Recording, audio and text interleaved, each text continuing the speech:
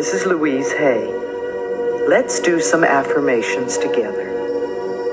You know, an affirmation is really anything you say or think.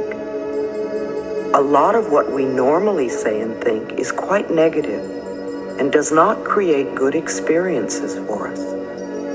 We have to retrain our thinking and speaking into positive patterns if we want to change our lives. When we talk about doing affirmations, we mean to make a positive statement about something we want to eliminate from our lives or something we want to create in our lives.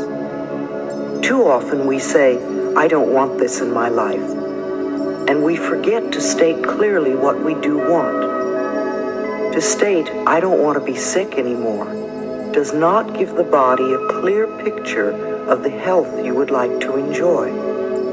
Nor does saying, "I hate this job," produce a great new position. To create the new experiences you want, you need to